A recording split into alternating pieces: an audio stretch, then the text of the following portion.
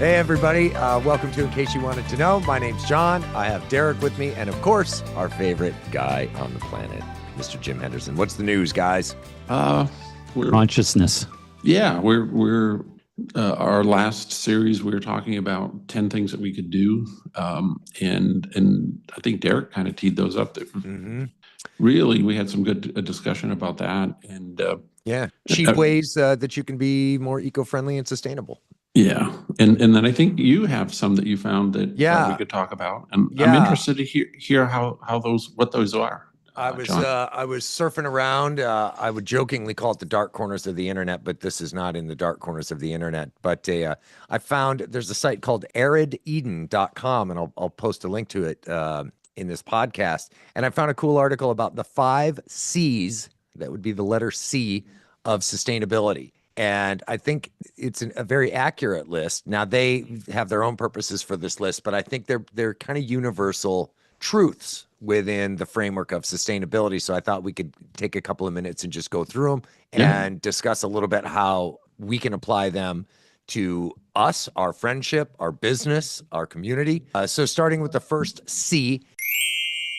Number 1. It's consciousness. As they list it, in the context of day-to-day, consciousness is, quote, the state of being aware and responsive to one's surroundings as an organization and as individuals, including guests. This could also fall under the community heading, but just being aware of the things you're doing, taking a little bit of time to think about things before you act, whether it be the products that you choose to buy or how you choose to deal with waste products. Even we talked about composting in our last conversation, the idea of consciousness. Yeah, I really like that one, John. And there's a lot of things come to my mind because you can't do anything really proactive unless you're conscious of the need to do that.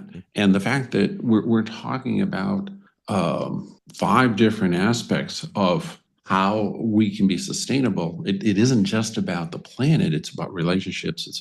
And this is really cool because I agree with all 5 of these. But the consciousness, and I'm going to throw this out for those that are listening and say, how many minutes in a day that you're out driving around are you sitting at a stoplight going nowhere?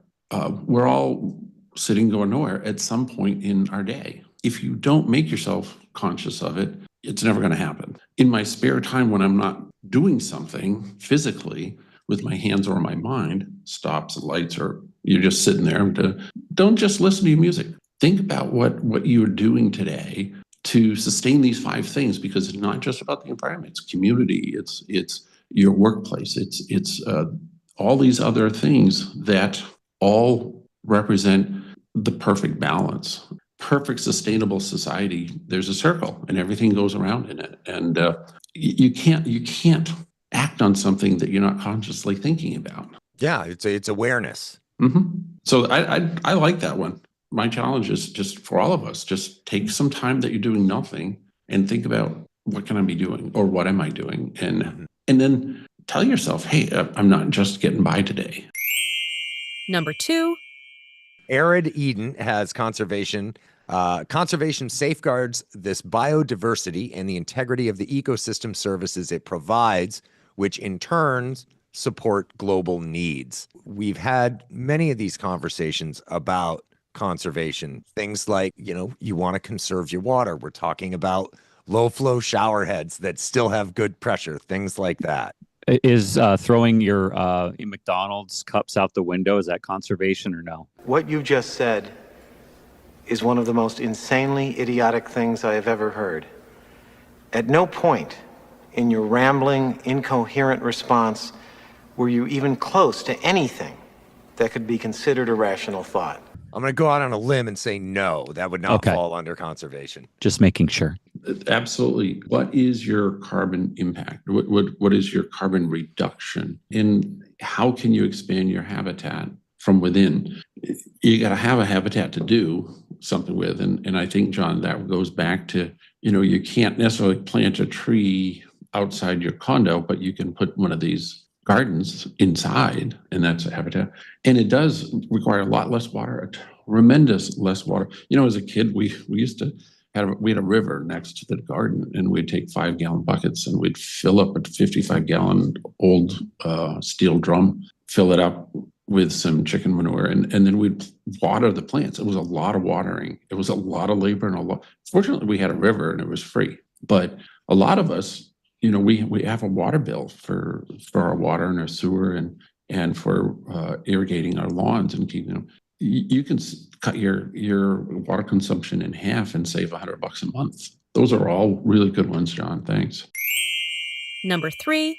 Moving on, now we go back to community. Ensuring and enhancing the well-being of people in general is a fundamental obligation for all of us. We have spoke of community, the need for it, the importance of being involved in your community and maintaining a strong sense of community be it within your family, your workplace, your neighborhood. What I'd like to see when it comes to community, and I remember a few years ago we had red tide, and there was a lot of wildlife that were killed off as a result of the red tide, and the reasons for it, we won't get into the reasons why it happened. It happened. And unfortunately, our community, when it comes to these issues that there's changes in the environment, the community has to look to philanthropy as a way to solve the problem versus it being a standard part of our government and our society and really the DNA of America.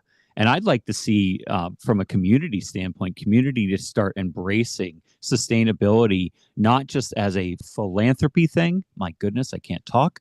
And looking at it as a staple, a pillar of who we are as a society. Not long ago, we are all at present here in Naples, Florida, which is Southwest Florida, and we have the Naples Zoo here, which is a great place. Not long ago, they took the step of incorporating solar into their systems. And it was a great move. And it was great to see an organization of people who truly happen to care about animals embracing a more sustainable mindset when it comes to their necessary systems. And I agree 100%. I would love to see our community as a whole start to look at some of these other options in terms of sustainability and utilizing the copious amounts of very strong sunlight that we have down here in solar and looking at some of these water conservation methods. And Jim can speak in depth about desalination of water and things of that nature. But just, again, if our community goes through all these 5 C's and starts to look at the ways that they can make a bigger impact, everyone benefits from it. I want to address what Derek said. And one of the things that I like about our friendship and our working relationship is the agreement to disagree if we need to, or it's the essence of good communication is, civil discourse on things. And Derek mentioned, the word government. People that know me, I'm a big, not less government, more people involved. And I agree 100% with Derek, and I agree with what you're saying, John, about the consciousness and whatnot of programs that meet community needs. And they're all around us, the community needs. And you can go on our website and see some of the things that I've been doing with foster children, and these are homegrown things. It's what people and businesses should be doing to support the community and the needs in those communities. And it changes that cycle, I think. It's very important. And I really love the concept of the 5 C's and this organization that's doing this so successfully, ironically, in very tough parts of the world in Africa. It's very important for businesses and individuals to be involved with those things because they complete that circle. And I'm going to throw this out because the Africa thing came up, and I was at a fundraiser gala or event a couple of weeks ago. My wife had spent 7 trips to Northern Africa helping with medical needs, basic medical needs, just Band-Aids, because people get an infection and they lose their arm. And these are real life stories. And she'd come back and I would just be amazed at the impact that their small group had on the community. They weren't changing the culture. What they were doing was helping them to survive and to meet basic human needs. None of it funded by anything but themselves. Mm-hmm. And everybody working together. It was amazing. They're bringing these duffel bags, John, and they're a 50-pound limit, and they get to take 2. and they have like one change of clothes for like 3 weeks. And all the rest of it is medicine that they get donated. And you got 14 people from 14 different places on earth, and they're telling all their friends. My wife would collect all my prescription bottles because they could use those and recycle and reuse. And it was 100% community involvement. And there was 100% of every bit of money and energy was meeting a very specific need. And that was really cool. So we were at this fundraiser. We're talking in Northern Africa, this program that had been around 20 years, and it was meeting the needs of women and children specifically. She started with working with 5 people with children, 5 women, 20 years ago. They met 50,000 people last year. 50,000 people went through their doors.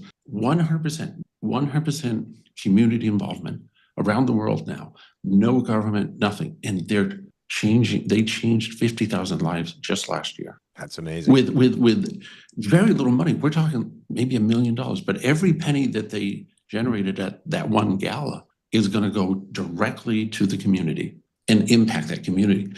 So I'm a big advocate of get involved as a person, get your business involved, and you're going to see great things happen. And I love community and how it affects sustainability across the board, not just here, but in foreign countries as well. Mm-hmm. Well, and that leads to our 4th C. Number 4. Which is commerce. Conducted in a more holistic and sustainable way, commerce and trade can be a positive contributor to a more sustainable world. There's a number of products that are out there that you can choose to buy that are of the sustainable nature. Mm-hmm. And it's up to you to have it top of mind, being mindful or conscious of being sustainable and going and buying those products. Yeah. And if it's 20% more, it's 20% more for a bamboo toothbrush. Right. But is that toothbrush going to end up in the nose of a turtle? No, it's not. Right. It's going to be biodegradable and will eventually go away and not end up in a nose of a turtle. And that's a very good visual too, because I'm in this all the time and it pops up on my screen. And sure enough, on one of my social media things is somebody pulling a bunch of plastic off a sea turtle. Yeah. And Derek, John, you've both been out on the boat with me, and how cool is it when we look down and there's a sea turtle next to us? It's just such a cool creatures. And my they're heart all goes cool. out, to these animals that they just happen to get in man's way. And the more images of that, being able to see that and feel a part of it, drives that passion, that compassion for Mother Nature and for a more sustainable environment for all of us. For those who want to know, the 3 of us go out on Jim's boat and we go fishing in some backwater. And we see everything from dolphins to sharks to, one time a manatee popped up when we were doing some shore fishing with some friends, and it just hung out. It wanted to hang out with us. How cool was it yesterday, Derek, when we went out, you and I, and not only is it just refreshing and renewing, but, we saw those sharks and we could clearly see them in like a foot of water and they're just swimming around. But how cool was it to that pristine environment and to protect that and know that we as a company, as individuals, are doing a lot on our own part. Unfortunately, there's not enough of it being done. And we're seeing changes in that type of environment every day. Yeah, Jim and I were pulling out in this one hole a bunch of snapper. One snapper, after another. That would be fishing hole. A fishing hole, For yeah. those not in the know. Meanwhile, while we're doing that, you can hear a blowhole of a dolphin. Yeah. Blowing out while we're you're in it. If we don't do the things that we talk about on this podcast, our future generations will not have the opportunity to do exactly what I just did, I just talked about. Yeah, it is unacceptable for me to put my head in the sand and say it's someone else's problem. And anyone who knows, we're committed, right? Yeah, we are. And again, going back to our 4th C, commerce here, the onus is not just on us as individuals. It's on us as business owners to do our part to make our business a more eco-friendly environment for our community and for the planet, but to talk to our fellow business owners and the people, the decision makers in organizations who can affect change and have a positive impact through their business by being more eco-friendly, buying from vendors, buying their products from vendors who are more eco-friendly. Every little thing that you can do can legitimately make a difference, but the more you do, obviously, the bigger impact it's going to have. And if you talk to those vendors and say, "Look, you're sending me a product in a cardboard box that's absolutely full of styrofoam peanuts that are never going to disappear. They're always going to be here. There are better ways that are more environmentally friendly. And yes, there may be an increased cost up front, but the planet benefits in the back end." Just real quick, e-commerce, what's our business? And again, look at everybody, just look at your business. What is the business model? What do you do? And what are the bigger impacts that you can have? What are the smaller impacts? We recycle cardboard, we reuse cardboard, we reuse pallets, right? We reuse a lot. Here's one that I think both you and Derek agree, and we've put not just time, but money into exploring the opportunity and the possibility of, we send trucks out every day, and sometimes we send them from here to California, we send them from here to Maine, or from Chicago, Chicago to New England, and invariably they're empty coming back. And how much money and how much time have we put into trying to create an environment where we work with our competitors, with other people in our industry, to help them be more profitable by sharing information, the data on those trips. So rather than coming back empty, we can fill that truck, or we can fill someone else's truck. It's not about us making money. It's about how much of a carbon impact is it if you have 100% efficiency with your vehicles. And if you've got, like we have 20-something vehicles, if they were at 100% efficiency, we're reducing our carbon footprint by 30, 40, as much as 50%. The term for that is collaborative economy. And it's those collaborative economies sit across different business verticals. And in this case, we're talking about trucking. And it is, collaborative economies are more profitable, and they're also more efficient and more sustainable. So it's a no-brainer. Yeah. And we welcome anybody that wants to work with us developing the software that needs to be done, because our industry is not connected. It is not, they aren't in sync with this, and we'd like to work with people that can work with us on that. Absolutely. That would be, it would be hundreds and hundreds of millions of pounds of CO2 if we could connect our industry alone so that they were closer to 100% efficiency with all their vehicles. In our last podcast, I was talking about the curmudgeons. Well, there's curmudgeons that are like, I ain't working with no competitor. Yeah, I got my trucking company, and they got theirs. And it's like when you break down those walls and break that line of thinking, the collaborative economy becomes something that you can scale. And that takes us to our fifth C. Number 5. Culture. Celebrating commonality within cultural diversity is what nurtures mutual understanding. This understanding, coupled with respecting our uniqueness and differences, is crucial to humanity's future. I would agree with that statement, and that it is important to embrace our individual uniquenesses because we are not all the same. But where we can come together is on a simple surface level. We would all like this planet to be around for a while, at least a little while after we're gone.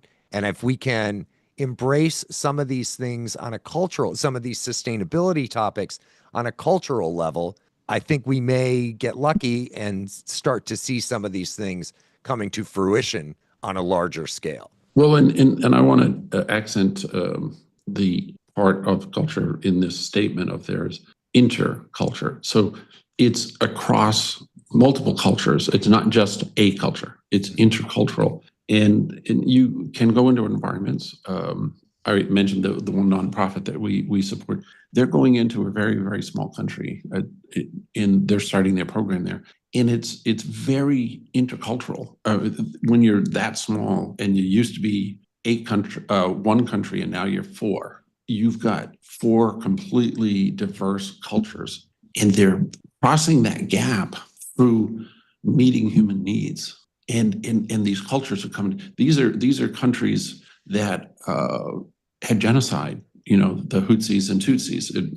We've all heard about Hotel Rwanda. So these countries are all connected very close with multiple cultures. And through sustainability efforts to sustain the people, first and foremost, they're sustaining the environment as well.